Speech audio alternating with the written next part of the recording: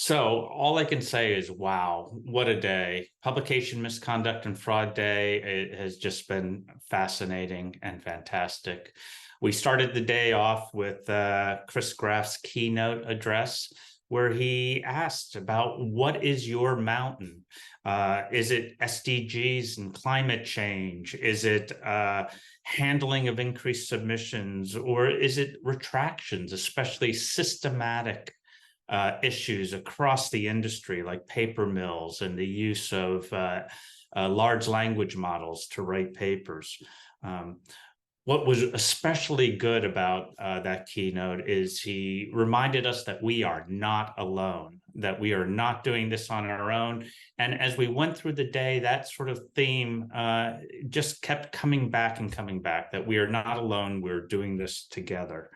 I have to say, Chris ended on a very high note, talking about those that are doing the right thing and how can we as a community also find ways of encouraging people to do the right thing. You know, how can we celebrate the fact that someone did the right thing? So following up on Chris's keynote, we went to a very interesting panel session discussing post-publication corrections.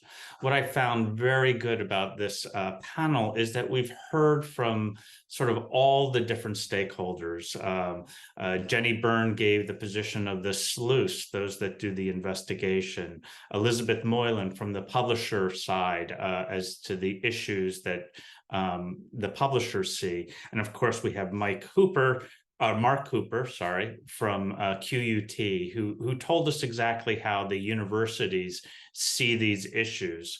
It was very clear there's a lot of problems out there, whether or not our current processes are fit to purpose, all the overriding frustrations on speed and informing the readership that something is wrong. And, you know, just the overall complexity of the issues at hand, as well as the stigma that's attached to retractions and expressions of concerns. However, when we thought about the solutions, a lot of them led to some quite interesting discussions. Whether we talk about pre-registration, where we can then have a traceable pathway where we can almost slow down the paper mills and force them to go at a speed and scale that we as researchers do. Interesting ideas about open research initiatives. How can we make the process more transparent and therefore shine a light where people are doing things improperly or incorrectly?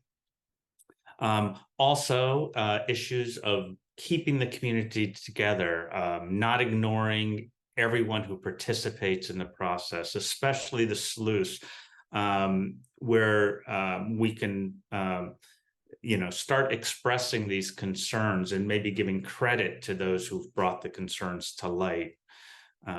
We had a very interesting sort of side discussion from Mark about permanency for notes, about how where you put notes between the lines and how that can be visible to everyone, how it could make sort of the investigation or thought process is more transparent and out there. So again, I think we've initiated a discussion, which I hope will continue. This is part of the role of COPE, is to bring all these groups that have been disparate in the past together to look for common solutions. Next up during the day was Jana Christopher to talk about image manipulations. She did a wonderful job breaking it up into three segments. First, looking at the screening techniques, what's out there, what do you look for, how do you identify potential problem images.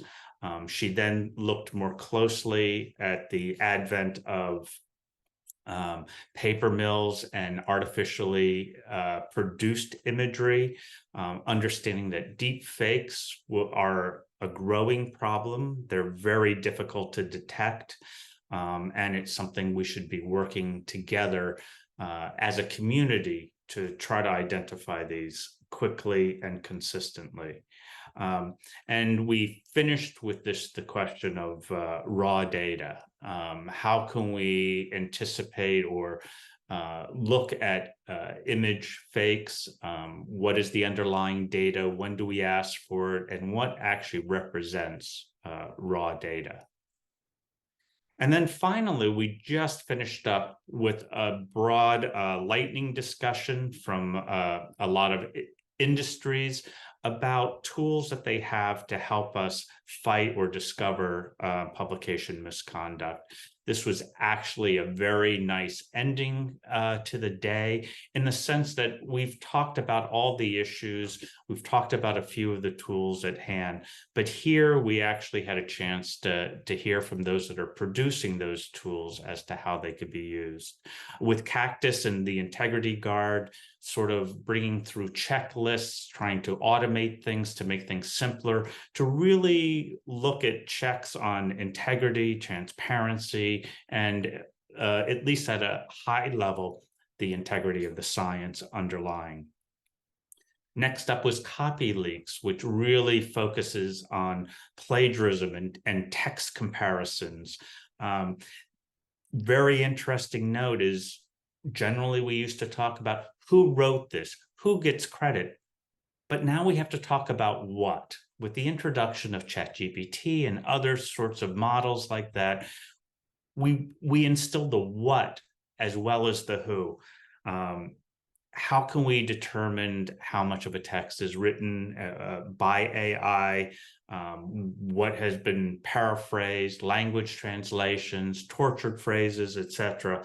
But it reminds us too that there are some positives with the introduction of AI, and how we have to work in partnership where the human aspect still plays a role.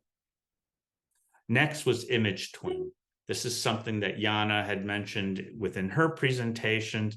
It's a way of determining duplications and duplications within images that are used in publications. Also looking at partial manipulations within figures. It was really interesting that every fourth submission has some sort of image issues. Could simply be people attempting to clean up their images to make them more presentable, make them more sellable, as opposed to real manipulation. But we touch upon these images all the time, and researchers use the tools at hand to really tune as well as to manipulate. And what I liked was then Maurice Thier came in talking about collaboration and how we bring all of these tools together into one place, where Maurice Thier wants to serve in that role of putting it all together to make it easy to use for editors and publishers, to bring all the up-to-date techniques, and also to serve as that feedback loop, to keep the conversation going, to keep these systems sort of advancing forward and staying ahead of the people who are trying to misrepresent information. And finally, with STM Solutions, collaboration again was the key word. Here in the case, instead of bringing together tools and collaborating through these industry efforts, STM Tools goes to the publishers to give a place where the publishers can get together to create larger databases, bring solutions to everyone. I think what's really interesting here is that it's the ability to share knowledge. If you've solved a problem, you have the opportunity to express that to your colleagues so that they can therefore use it to help stem the bad players and what they're doing in the industry. And at the same time, you can learn from your peers as well. The shared knowledge really helps support the industry and keeps us at the forefront in battling things like paper mills, etc. I look forward as more of these tools come out and come into play, as to see how they keep abreast of new issues that come to light.